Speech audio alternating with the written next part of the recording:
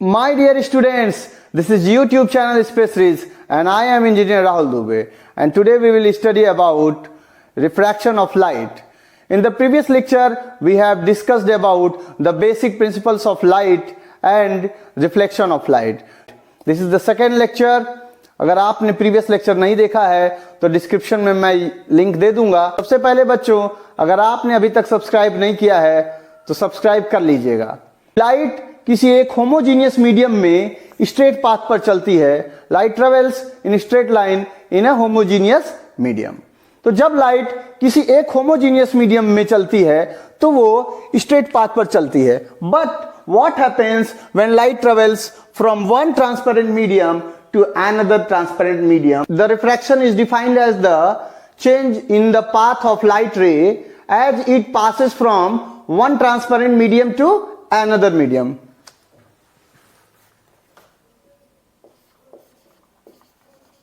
Change in the path of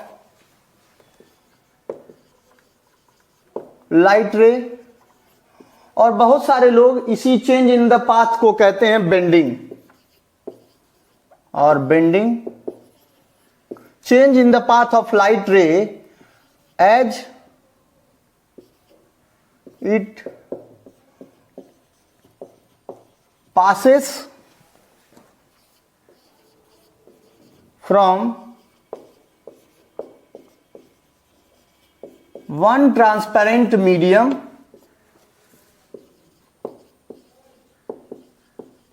to another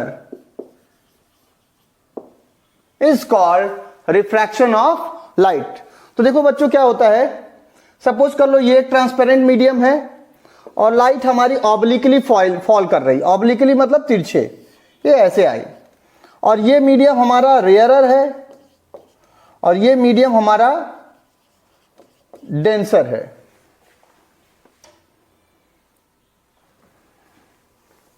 तो जब light rarer to denser जाती है it bends towards the normal.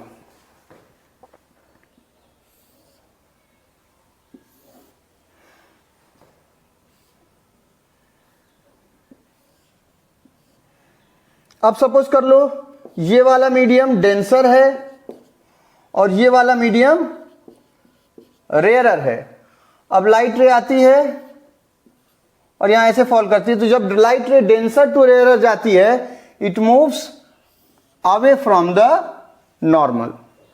अब अगर लाइट रे डायरेक्ट आए नॉर्मल पर तो वो बिना डेविएट हुए सीधे चली जाती है. तो देखो बच्चों, ये जो दोनों मीडियम है, this is medium 1 and this is medium 2. This is medium 1, this is medium 2. This is medium 1 and this is medium 2. Suppose कर लो मीडियम 1 हमारा यहां पर जब रेयरर है, ये एयर है और डेंसर वाला ग्लास है. ऐसे ही डेंसर वाला हमारा यहां ग्लास है और रेयरर वाला ये एयर है. और यहां पर जो हम दो मीडियम ले रहे हैं, ये कोई भी मीडियम हो, चाहे वो डेंसर टू रेयरर जाए चाहे वो रेयरर टू डेंसर जाए, अगर वो नॉर्मली फॉल कर रही है दोनों मीडियम के इंटरफेस पर तो वो डायरेक्ट सीधे निकल जाएगी बिना डेविएट हुए. तो देखो बच्चों, ये दो जहां पर दोनों मीडियम मिल रहे हैं this is called interface of the medium. And अगर हम लोग इस इंटरफेस पर किसी पॉइंट पर 90 डिग्री वाला एंगल बना दिए, नॉर्मल बना दिए, this is called normal and it is represented by N. Normal normal. अब ये जो रे आ रही है दिस रे इज कॉल्ड इंसिडेंट रे, और जो रे रिफ्रैक्ट होकर के आगे निकल रही है, बेंड होकर के आगे चली जा रही है, या जिसका पाथ जिसका चेंज हो जा रहा है, तो दिस इज कॉल्ड रिफ्रैक्टेड रे. और ये जो इंसिडेंट रे है ये नॉर्मल के साथ, इस नॉर्मल के साथ इंसिडेंट रे जो एंगल बना रही है this angle is called angle of incidence I. और रिफ्रैक्टेड रे जो नॉर्मल के साथ एंगल बना रही है, this angle is called angle और refraction small R. So this angle is I and this angle is R. और इस केस में नॉर्मल से एंगल आई जो है वो 0 है और angle R is also 0. So I is angle of incidence and R is angle of refraction. Now I will explain you what is the cause of refraction. Refraction का कारण क्या होता है. तो बच्चों ये जो हम लोग लाइट को देख रहे हैं ना, एक मीडियम से दूसरे मीडियम में जाते हुए, from one transparent medium to another transparent medium, तो आखिर क्या बदल जा रहा है. जब लाइट एक ट्रांसपेरेंट मीडियम से दूसरे ट्रांसपेरेंट मीडियम में जाती है तो एक टर्म होता है ऑप्टिकल डेंसिटी. ये ऑप्टिकल डेंसिटी एक मीडियम से दूसरे मीडियम में जाने पर चेंज हो जाती है. When light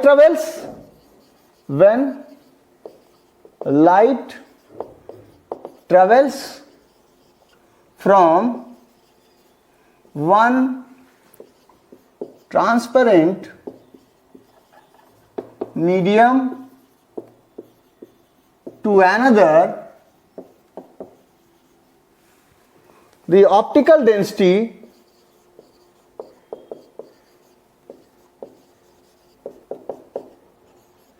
changes. अब मैं आपको एक नॉर्मल सी बात करूं कि कोई अगर एक जगह है जो बिल्कुल खाली है, कोई एक ग्राउंड है जो बिल्कुल खाली है, तो उसमें एकदम आप आराम से दौड़ सकते हो और फास्ट स्पीड से दौड़ सकते हो. और एक ग्राउंड है जो लोगों से भरा हुआ है, तो उसमें आपकी स्पीड क्या हो जाएगी, कम. तो जब खाली रेयर मीडियम और जब लोगों से भरा हुआ तो डेंसर मीडियम. यही चीज लाइट के साथ भी होती है. क्या होता है, when light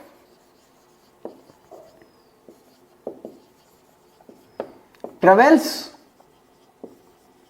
in rarer medium, its speed is fast. When light travels in denser medium, its speed is slow or slower. तो जब लाइट रेयर मीडियम में चलती है तो इसकी स्पीड काफी ज्यादा होती है, जब वो डेंसर मीडियम में चलती है तो इसकी स्पीड कम होती है. अब देखिए बच्चों, ये जो ऑप्टिकल डेंसिटी है, optical density it is different from mass density. Optical density mass density से अलग है. मास डेंसिटी होता है mass per unit volume, but optical density को हम लोग मेजर करते हैं by refractive index. Optical density is measured by a term called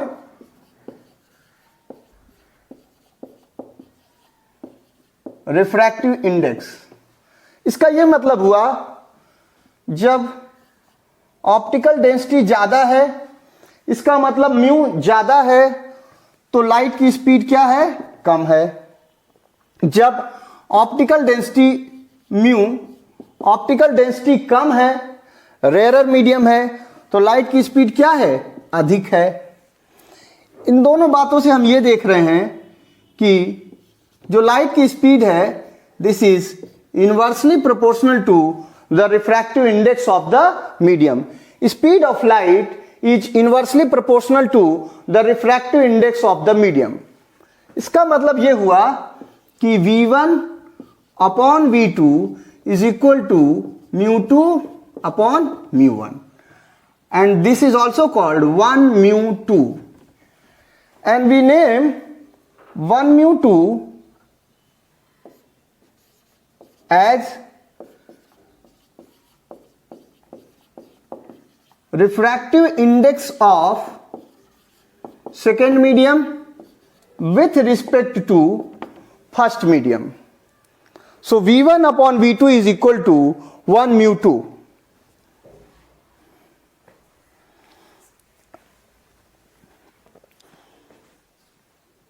अब हम पढ़ेंगे स्नेल्स लॉ। स्नेल ने कुछ एक्सपेरिमेंट किए और उसकी बेसिस पर अपना रिजल्ट दिया। तो उन्होंने क्या किया, इस तरह से दो मीडियम हैं, एक है मीडियम 1 और दूसरा है medium 2।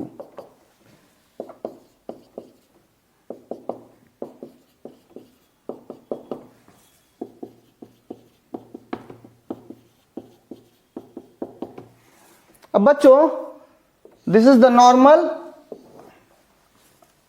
At the interface, normal.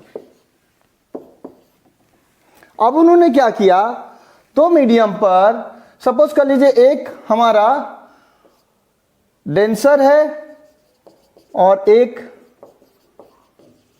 Rarer है। तीनों में सेम सीन सेम है, यहां डेंसर यहां रेयरर, सेम मीडियम रखते हुए अलग अलग एंगल पर इंसिडेंट रे को लाया गया। जब रे डेंसर टू रेयरर जाती है, it moves away from the normal, and when ray travels from rarer to denser, it moves towards the normal. अभी हम लोग इसका जो है फैक्ट और चेक करेंगे कि कैसे हो रहा है ये। फिलहाल रे है एक जो डेंसर टू रेयरर जाती है, it will move away from the normal. तो देखिए ऐसे कुछ चली गई, यहां पर उन्होंने एंगल रखा I1 और यहां इनको जो है एंगल ऑफ रिफ्रैक्शन मिला है R1। अब एंगल ऑफ इंसिडेंस बदल दिया गया, I2 कर दिया गया, और देखा उन्होंने कि यह जो है एंगल ऑफ रिफ्रैक्शन R2 हो जाता है। फिर कुछ और कर दिया, एंगल ऑफ इंसिडेंस को I3 कर दिया, और एंगल ऑफ रिफ्रैक्शन जो है वह हमें कुछ मिल गया R3। और उन्होंने फाइंड किया, स्नेल ने फाइंड किया sign I1 upon sine R1। यहां से फाइंड किया sign I2 upon sine R2, और यहां से फाइंड किया sign I3 upon sine R3। और उन्होंने देखा कि ये तीनों आपस में इक्वल आते हैं, यानी sine I1 upon sine R1 is equal to sine I2 upon sine R2 is equal to sine I3 upon sine R3। तो ये जब तीनों टर्म्स इक्वल आए, और उन्होंने इसको कहा क्या है, ये तीनों कांस्टेंट हैं, and this constant was equal to mu. यह कांस्टेंट ही क्या है, म्यू है। तो अब हम लिखते हैं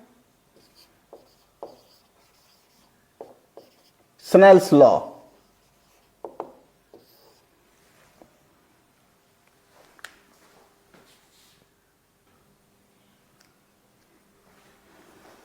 तो स्नेल्स लॉ है, it states that the ratio of sine of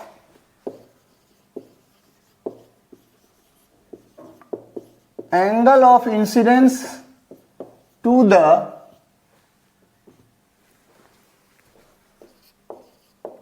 sine of angle of refraction is constant, and that constant is mu or n। हम लोग रिफ्रैक्टिव इंडेक्स को म्यू से या फिर स्मॉल n से रिप्रेजेंट करते हैं। तो बच्चों, हमने देखा कि sine I upon sine R is equal to constant, and that constant is mu और small n, and we represent it as 1 mu 2, और we write it as mu 2 upon mu 1। पर हमने अभी थोड़ी देर पहले देखा था कि μ2 upon μ1 is equal to v1 upon v2, speed of light in first medium upon speed of light in second medium. Sine I upon sine R is equal to μ2 upon μ1 is equal to v1 upon v2. But बच्चों v is equal to F lambda और nu lambda. कुछ लोग f के जगह क्या लिखते हैं, new लिखते हैं. तो हम कह सकते हैं v1 is equal to F lambda 1, v2 is equal to F lambda 2. जब लाइट एक ट्रांसपेरेंट मीडियम से दूसरे ट्रांसपेरेंट मीडियम में जाती है तो उसकी फ्रीक्वेंसी चेंज नहीं होती है, its frequency remains the same. So we did not write frequency f as f1 and f2, instead we have written here as f and f. अब अगर हम v1 अपॉन v2 निकालेंगे, v1 upon v2 is equal to f lambda 1 upon f lambda 2, it comes out to be lambda 1 upon lambda 2. v1 upon v2 is equal to lambda 1 upon lambda 2. अब अगर हम लोग इसको यहां रख दें तो it comes out to be lambda 1 upon lambda 2. तो बच्चों sine I upon sine R is equal to 1 μ2 is equal to μ2 upon μ1 is equal to v1 upon v2 is equal to lambda 1 upon lambda 2. This is the general formula of Snell's law.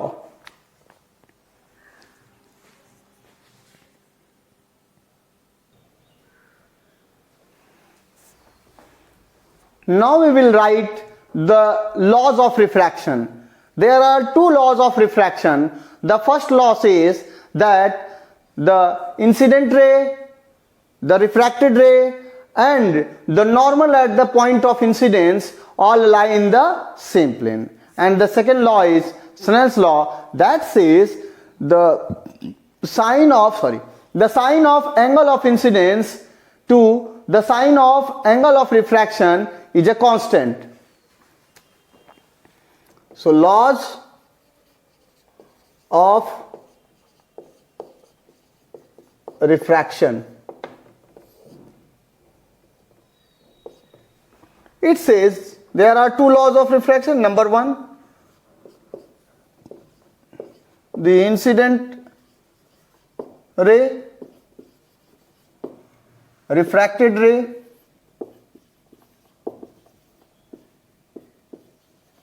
and the normal at the point of incidence all lie in the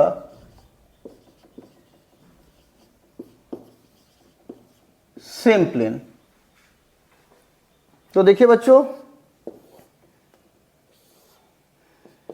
ये हमारी incident ray है,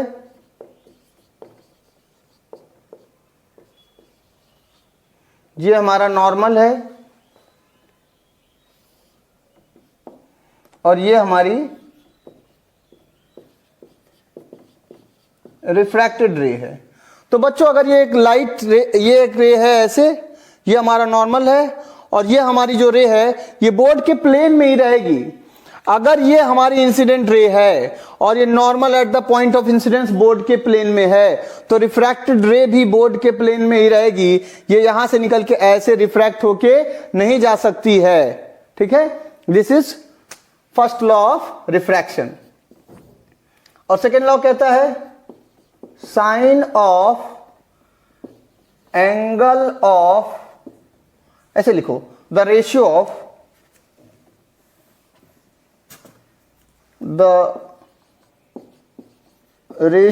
of sine of angle of incidence to the sine of angle of refraction is constant, sin i upon sin r is equal to constant, that constant is mu. तो note कर लीजिए बच्चों। अब हम refraction के दो cases देखेंगे। पहला केस है refraction of light through a triangular transparent medium, and the second is refraction of light through a cubical or cuboidal slab. First is refraction of light through a triangular transparent medium, and the second is refraction of light through a glass slab. This is glass slab, cubical glass slab, और ये एक triangular transparent medium है। Suppose कर लो बच्चों ये light ray ऐसे आती है, so this will be normal, 90 degrees पे बना दिया, this will be in the normal at the point of incidence. So बच्चों ये इंसिडेंट रे है, इंसिडेंट रे, और ये हमारा हो जाएगा एंगल ऑफ इंसिडेंस आई। अब बच्चों ये जो रे है, इधर अगर एयर है और ये हमारा ग्लास है और ये फिर एयर है, तो क्या होगा कि ये रे जो आ रही है ये रेयरर मीडियम से जा रही है ग्लास वाले डेंसर मीडियम में। जब रे रेयरर मीडियम से डेंसर मीडियम में जाती है तो it bends towards the normal. तो ये नॉर्मल की ओर देखिए बच्चों ये झुक गई। इसको जाना कैसे चाहिए था, कुछ ऐसे, पर ये क्या हो गई, बेंड हो गई और ऐसे गई। अब इस वाले सरफेस पे जहां ये पहुंच रही है यहां पर भी हम एक नॉर्मल ड्रॉ कर लेते हैं।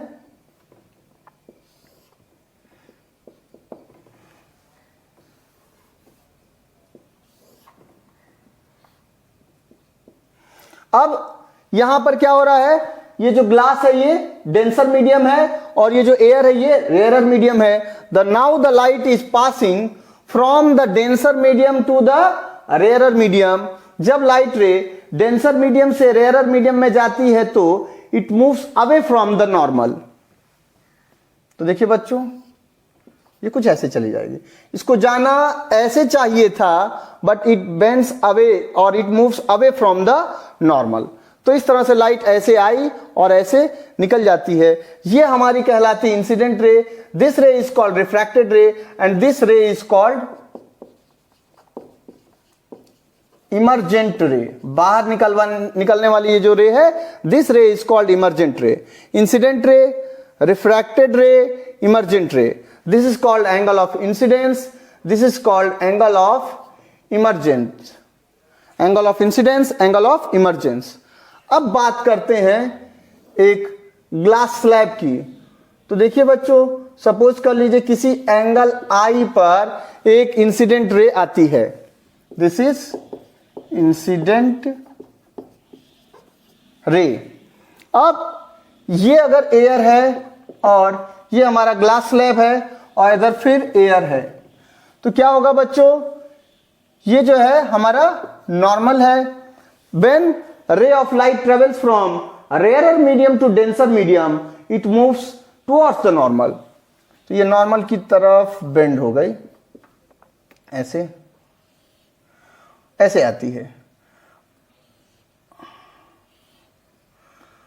अब ये सपोज कर लो ये हमारा R है, तो ये भी हमारा क्या हो जाएगा R, क्योंकि ये दोनों क्या हैं, नॉर्मल है ना एट द इंटरफेस, तो ये दोनों एक दूसरे के पैरेलल होंगे। ये भी नॉर्मल है और ये भी हमारा क्या है, नॉर्मल है। तो ये दो सरफेसेस हैं, इन दोनों सरफेसेस पे जो डाले गए नॉर्मल है वो दोनों एक दूसरे के पैरेलल होंगे। तो लाइट रे जब यहां से यहां आती है, नाउ द लाइट रे इज इन ग्लास।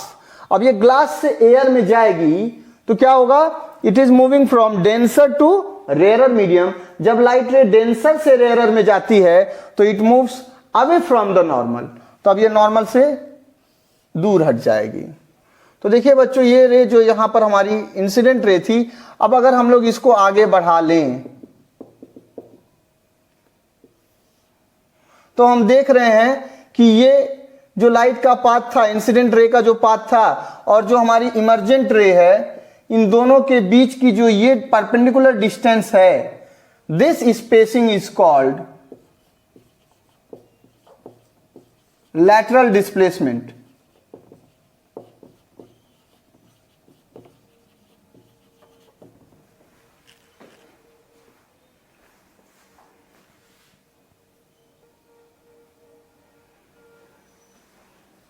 तो बच्चों, this is your emergent ray, this is your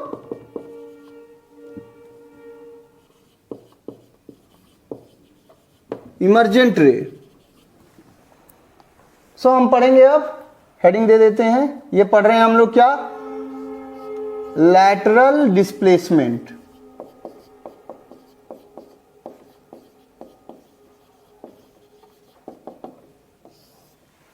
this perpendicular distance between emergent ray and incident ray when light ray passes out of the glass slab is known as lateral displacement.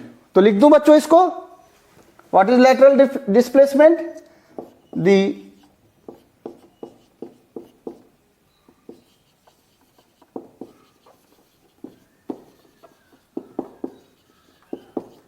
perpendicular distance between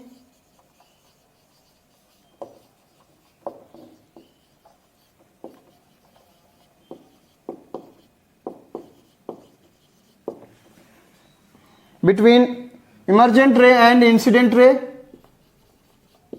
when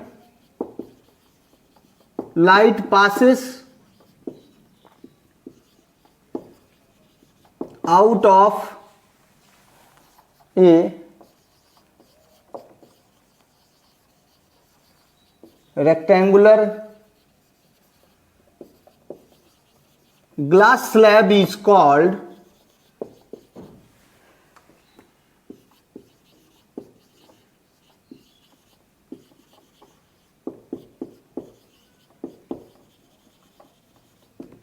lateral displacement.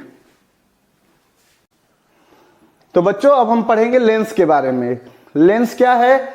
एक transparent medium है and it is bounded by two surfaces at least one of which must be curve. तो lens एक transparent medium है जिसमें दो surfaces होते हैं, जिनमें से कम एक सरफेस को कर्व्ड होना जरूरी है। ठीक है, so we write the definition of lens.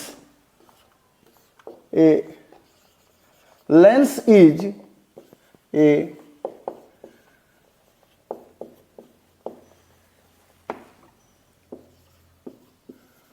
transparent medium bounded by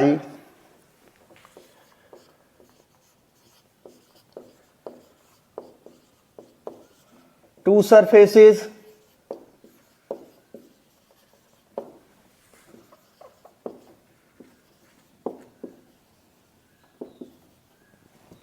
at least one of which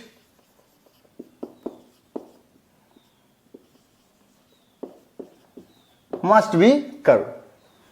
A lens is a transparent medium bounded by two surfaces at least one of which must be curved. तो देखो बच्चों, जो हमारा lens है वो दो type का होता है। सो टाइप्स ऑफ लेंसेस,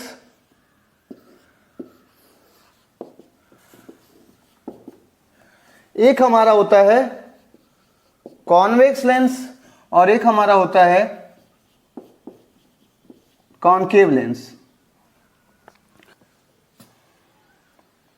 तो बच्चों, कॉन्वेक्स लेंस वो लेंस होते हैं जो बीच में थिक होते हैं और कॉनकेव लेंस वो लेंस होते हैं जो बीच में थिन होते हैं। Thicker convex, thinner in the middle concave. फिर समझिए, thicker convex, thinner in the middle concave. तो हम लोग ऐसे बनाते हैं, यहां लिख लेते हैं थिकर इन द मिडिल और सेंटर। सेंटर पर ये थिकर होते हैं एंड थिनर एट एंड, और किनारों पर थिनर होते हैं। ये वाले thinner at centre and thicker at ends. तो अब कॉन्वेक्स लेंस जो है वह 3 तरह का होता है। पहला आपका बाई कॉन्वेक्स या फिर डबल कॉन्वेक्स। दूसरा होता है प्लेनो कॉन्वेक्स और तीसरा है कॉनकेवो कॉन्वेक्स। इसी तरह से कॉनकेव लेंसेज भी 3 टाइप्स के होते हैं। पहला है बाई कॉनकेव, दूसरा है प्लेनो कॉनकेव और तीसरा है कॉन्वेक्सो कॉनकेव। तो इस तरह से ये फर्दर डिवाइड हो जाते हैं 3 टाइप से। हमें मेनली जो पढ़ना है वो बाई कॉन्वेक्स और बाई कॉनकेव या डबल कॉन्वेक्स और डबल कॉनकेव, इसे हमें मेनली पढ़ना है। अब बच्चों हम लोग definitions related to spherical lenses पढ़ेंगे, जैसे सेंटर ऑफ कर्वेचर क्या होता है, प्रिंसिपल एक्सिस क्या होती है, रेडियस ऑफ कर्वेचर क्या होते हैं, फर्स्ट प्रिंसिपल फोकस क्या होता है, सेकेंड प्रिंसिपल फोकस क्या होता है। अब आते हैं हम definitions related to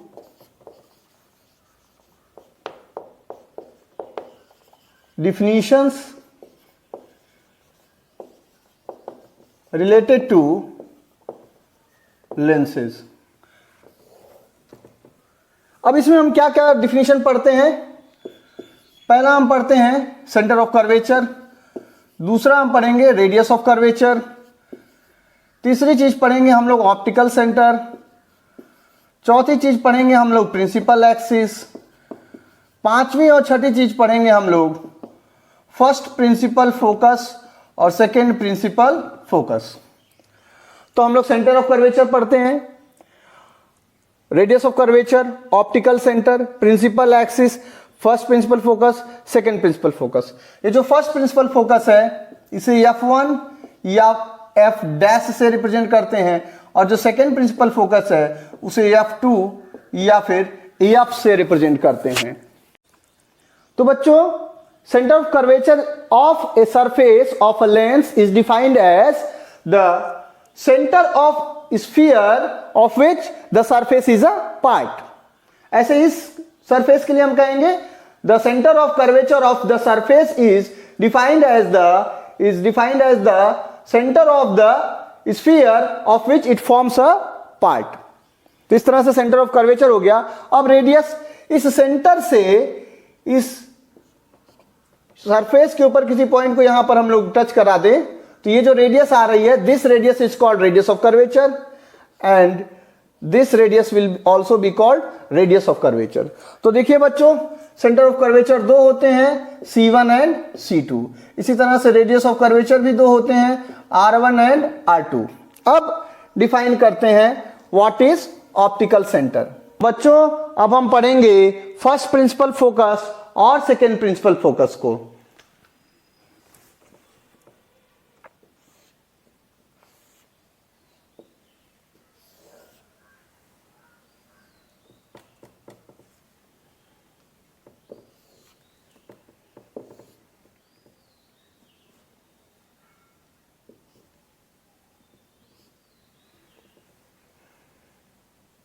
It is a fixed point on the principal axis such that the rays starting from this point become parallel to the principal axis after refraction through the lens.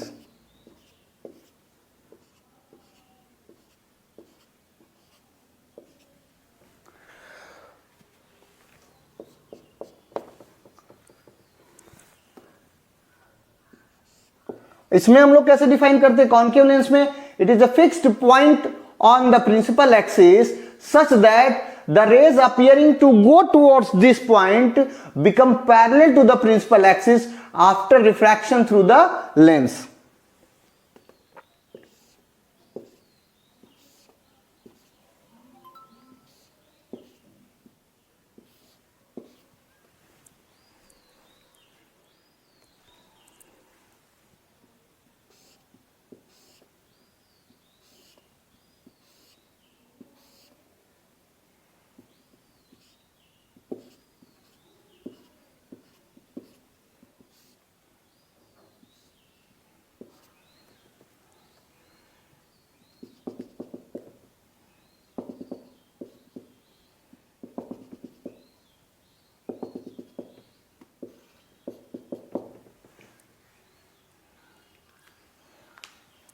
So we define the first principal focus of the lens. The first principal focus is defined as it is a fixed point on the principal axis such that the rays starting from this point become parallel to the principal axis after refraction through the lens. In this concave lens, we define it is a fixed point on the principal axis such that the rays appearing to go towards this point become parallel to the principal axis. अब define करते हैं second principal focus.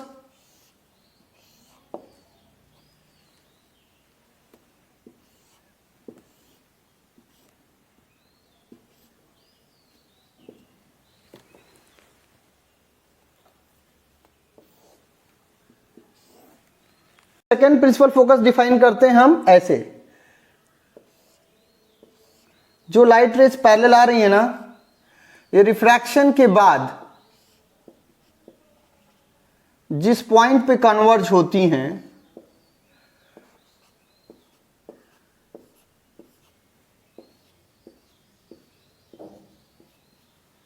वह point कहलाता है second principal focus F2 या फिर F. ऐसे ही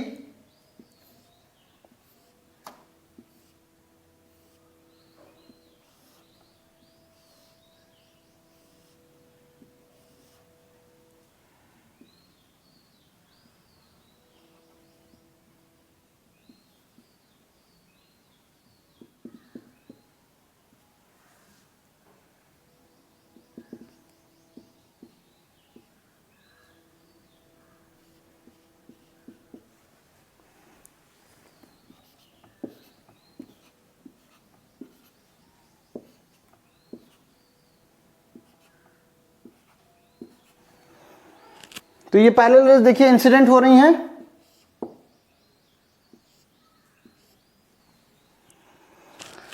It is a fixed point on the principal axis such that the rays incident parallel to the principal axis converge to this point or appear to diverge from this point or appear to diverge from this point. Once again, it is a fixed point on the principal axis such that the rays parallel to the principal axis such that the incident rays parallel to the principal axis converge to this point or appears to diverge from this point.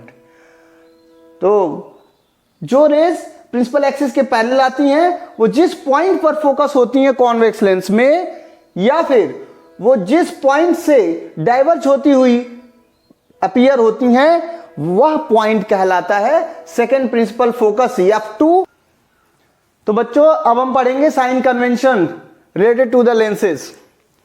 तो जैसे ये एक lens है, इस lens का एक optical centre होगा.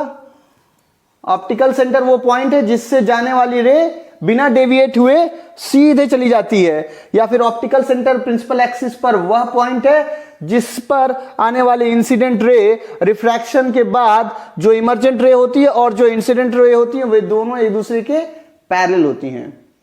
अगर इंसिडेंट रे और इमर्जेंट रे दोनों एक दूसरे के पैरेलल हों तो प्रिंसिपल एक्सिस के जिस पॉइंट से रिफ्रैक्टेड रे पास करती है that point is called optical centre.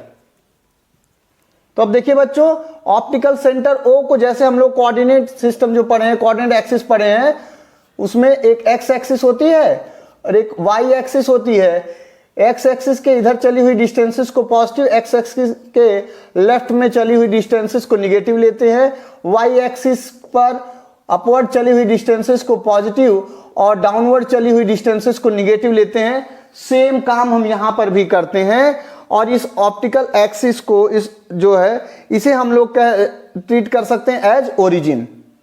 तो जो हम लोग राइट में चलेंगे, यानी अब जनरली जो है by convention we take this direction as the direction in which the light ray travels. This is our traditional direction of light rays की डायरेक्शन ये हम लोग ले लेते हैं। अब पहला नियम क्या कहता है, पहला कन्वेंशन क्या है, all distances are measured from O. जितनी भी डिस्टेंसेस होंगी वह पॉइंट O से मेजर की जाती हैं। Distances in the direction of incident ray is taken as positive.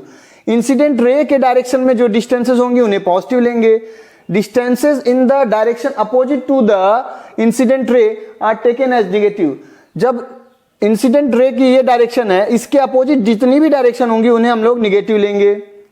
Heights measured upward and perpendicular to principal axis is taken as positive, and heights measured downward and perpendicular to the principal axis is taken as negative। तो बच्चों, इधर जो distances major किए जाएंगे उन्हें हम positive लेंगे, इधर जो डिस्टेंसेस मेजर किए जाएंगे उन्हें हम निगेटिव लेंगे, और प्रिंसिपल एक्सिस के परपेंडिकुलर अपवर्ड जो डायरेक्शन होगी उसे हम लोग पॉजिटिव लेंगे, और प्रिंसिपल एक्सिस के डाउनवर्ड और प्रिंसिपल एक्सिस के परपेंडिकुलर जो डिस्टेंसेस मेजर की जाएंगी, जो हाइट होगी, उसे हम लोग निगेटिव लेंगे। तो this is all about the sign convention. अभी हम लोग प्रॉब्लम्स में इसको यूज करेंगे और हम लोग बेटर इसको समझ पाएंगे।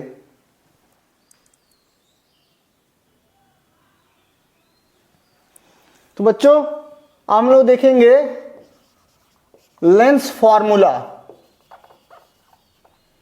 which is 1 upon f is equal to 1 upon v minus 1 upon u,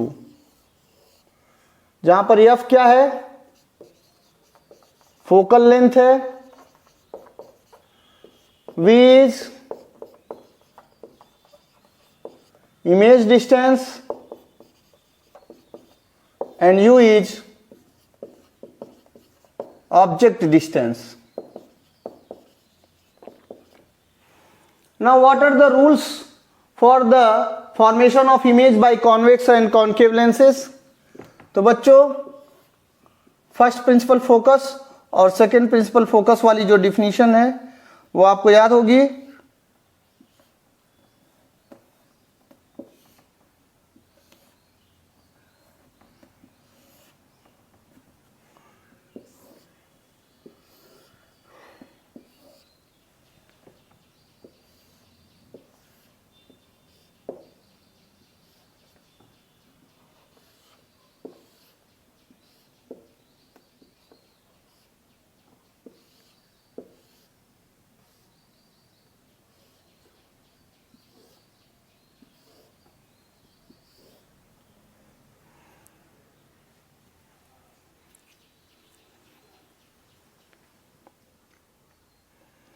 तो फर्स्ट प्रिंसिपल फोकस क्या है, it is the point, it is a fix point and the rays starting from this point become parallel to the principal axis.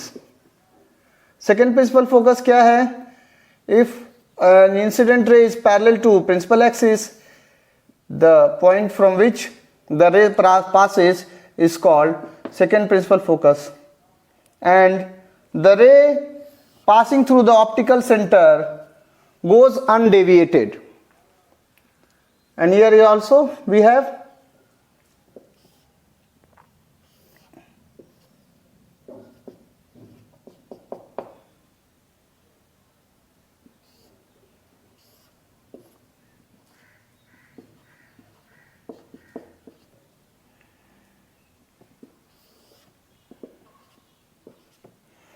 तो बच्चों यही तीन जो है rule हम लोग लगाएंगे. These are the rules for formation of images. These are the rules for formation of images. तो बच्चों ये 3 नियम जो है आपके इमेज फॉर्मेशन के हैं. फर्स्ट फोकस से चलने वाली रेज रिफ्रैक्शन के बाद प्रिंसिपल एक्सिस के पैरेलल हो जाती है. फर्स्ट फोकस पर आने वाली रेज रिफ्रैक्शन के बाद प्रिंसिपल एक्सिस के पैरेलल हो जाती है. सेकेंड प्रिंसिपल फोकस के लिए ऐसे देखते हैं कि प्रिंसिपल एक्सिस के पैरेलल आने वाली रे फोकस से होकर के जाती है. प्रिंसिपल एक्सिस के पैरेलल आने वाली रे फोकस से होकर आती हुई प्रतीत होती है. और जो रे प्रिंसिपल एक्सिस के ऑप्टिकल सेंटर की ओर आती है वो सीधे अनडेविएटेड पास कर जाती है. इन्हीं 3 रूल्स पर बेस्ड अभी हम लोग इमेज फॉर्मेशन सीखेंगे. Now let us study about the image formation in lenses. तो बच्चों जब हम बात करेंगे कॉन्वेक्स लेंस की तो उसमें 1 2 3 4 5 केसेस हैं. और जब बात करेंगे हम कॉनकेव लेंस की तो उसमें 1 केस ही होता है. कभी कभी बुक्स में 2 केसेस भी लिख दिया जाता है. तो देखिए बच्चों पहला केस है object beyond 2f. When object is kept beyond 2f. The second case is object at 2f. Third case is object between 2f and f. Fourth case is object is at f. Focus पर है. Fifth case is object between focus and optical centre of the lens. And here in concave lens object can be anywhere. तो बच्चों ये देखिए ये एक object है जो 2f के बाहर रखा है यानी इंफिनिटी और 2f के बीच में रखा है. जो रे प्रिंसिपल एक्सिस के पैरेलल चलती है वो फोकस से होके जाती है और जो रे ऑप्टिकल सेंटर से होके जाती है वो डायरेक्ट बिना किसी डेविएशन के डायरेक्ट सीधे निकल जाती है. तो जब ऑब्जेक्ट 2f के परे रखा हो जाता है when object is kept beyond 2f the image is formed between f and 2f. Image is formed between f and 2f. Object is larger size, image is of smaller size. So the image is diminished.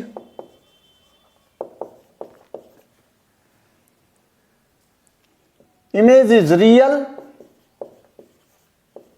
Real में raise मिल रही है ना तो image is real. और image उल्टा बना हुआ है सो हम कहेंगे ये इमेज कैसा है इन्वर्टेड. सेकेंड केस देखते हैं when object is kept at 2f. तो जो रे प्रिंसिपल एक्सिस के पैरेलल चलती है रिफ्रैक्शन के बाद फोकस से जाती है और जो रे ऑप्टिकल सेंटर से होके जाएगी वो डायरेक्ट अनडेविएटेड चली जाती है आगे. तो अगर 2f पर ऑब्जेक्ट रखा गया है तो image is formed at 2f. जितना बड़ा ऑब्जेक्ट उतना ही बड़ा इमेज बनता है इसलिए सेम साइज. क्योंकि ये रियल में रेज मिल रही है image is real but inverted उल्टा है. थर्ड केस देखते हैं when object is kept between 2f and f. जो रे प्रिंसिपल एक्सिस के पैरेलल चलती है वो फोकस से होके जाती है और ऑप्टिकल सेंटर से होके जाने वाली रेज सीधी चली जाती है. When object is kept between 2f and f image is formed beyond 2f. Image is formed beyond 2f. It is inverted, real, and object size is smaller, image size is bigger. So we say the image is magnified. Let us see the fourth case. When object is kept at focus, जो रे principal axis के parallel चलती है वो focus से होके जाती है, और जो रे ऑप्टिकल सेंटर से होके जाती है वो सीधे चली जाती है। तो जब ये दोनों रे इमर्ज होती हैं तो हमें दिखता है कि दोनों रे क्या है, पैरेलल, और पैरेलल रेज कहां जाकर के मिलती हैं, इंफिनिटी पर। So image is formed at infinity. तो जो इमेज इंफिनिटी पे बनेगा वो कैसा बनेगा, बहुत बड़ा, highly magnified.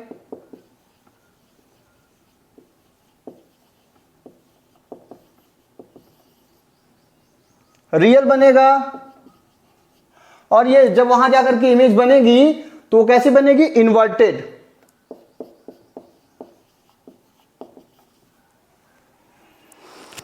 Now when object is between focus and optical centre of the lens, तो जो रे प्रिंसिपल एक्सिस के पैरेलल चलेगी, फोकस से होके जाएगी, और ऑप्टिकल सेंटर से होके जाने वाली रे सीधी निकल जाएगी। तो देखिए बच्चों, ये जो दोनों रेज निकल रही है डाइवर्जिंग है। डाइवर्जिंग रेज कहां जाकर के आगे मिलेंगी, कहीं भी नहीं। तो इसे हम लोग बैकवर्ड प्रोड्यूस करते हैं। बैकवर्ड प्रोड्यूस करते हैं तो देखते हैं ये टुवर्ड्स द लेंस साइड में ही बनती हैं। So this image is imaginary और वर्चुअल। और ये पहला केस है जब इमेज इरेक्ट बन रहा है, ऑब्जेक्ट छोटा है, इमेज बड़ा है। सो वी से द इमेज इज एनलार्ज्ड और magnified on the same side of the lens, on the same side.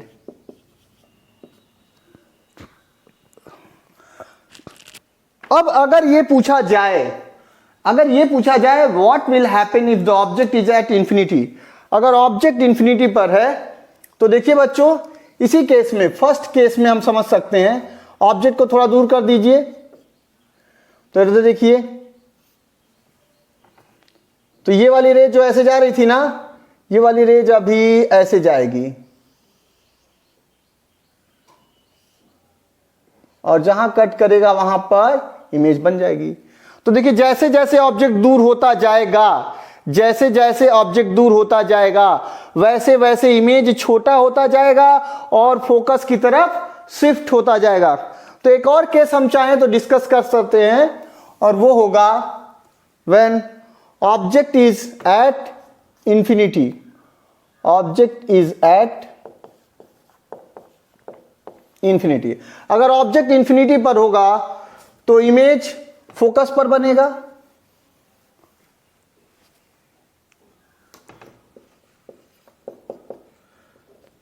देखिए बच्चों, जैसे जैसे ऑब्जेक्ट दूर होता जाएगा वैसे वैसे इमेज छोटा होता जाएगा और फोकस की तरफ शिफ्ट होता जाएगा।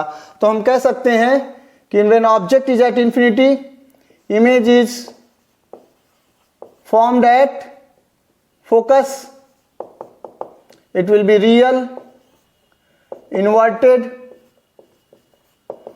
और चूंकि बहुत छोटा इमेज बनेगा यहां पर, तो हम कहेंगे हाईली डिमिनिश्ड।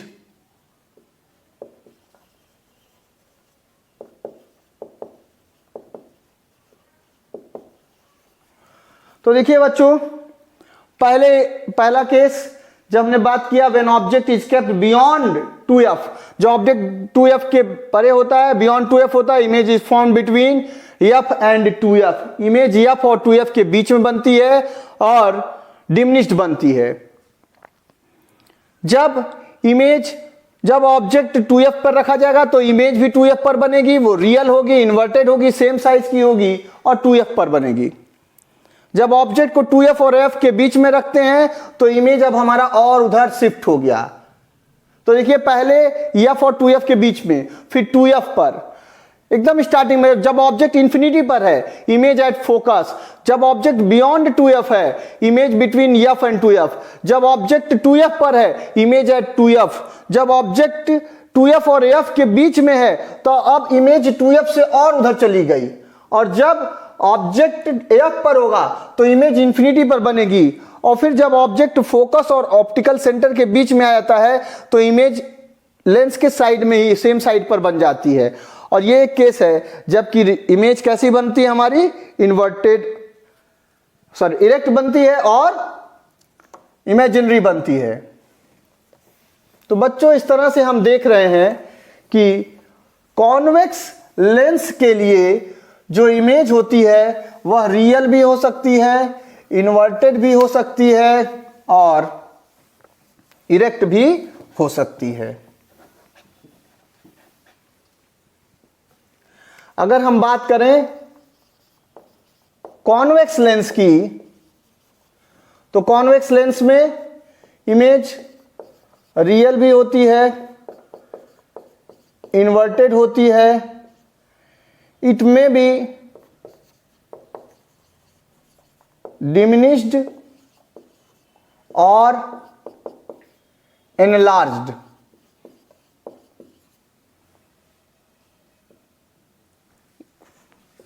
और इमेजिनरी भी बन सकती है, यानी वर्चुअल इमेज भी बन सकती है।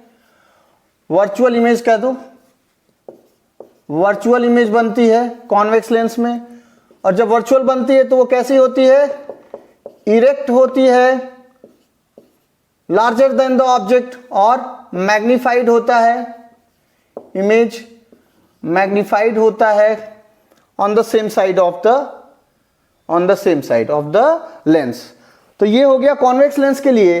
अब अगर बात करें कॉनकेव लेंस की, तो देखिए बच्चों, जो रे प्रिंसिपल एक्सिस के पैरेलल चलती है वो ऐसा लगता है कि वो फोकस से होके आ रही है, और जो रे ऑप्टिकल सेंटर से होके जाती है वह अनडेविएटेड सीधे निकल जाती है। तो इस तरह से इस वाली रे को अगर हम लोग बैकवर्ड प्रोड्यूस करें तो दोनों रे जहां पर मीट करती हैं वहीं पर हमारा इमेज बन जाता है। This image is virtual and diminished. Concave lens में वर्चुअल बनता है इमेज, डिमिनिश्ड बनता है।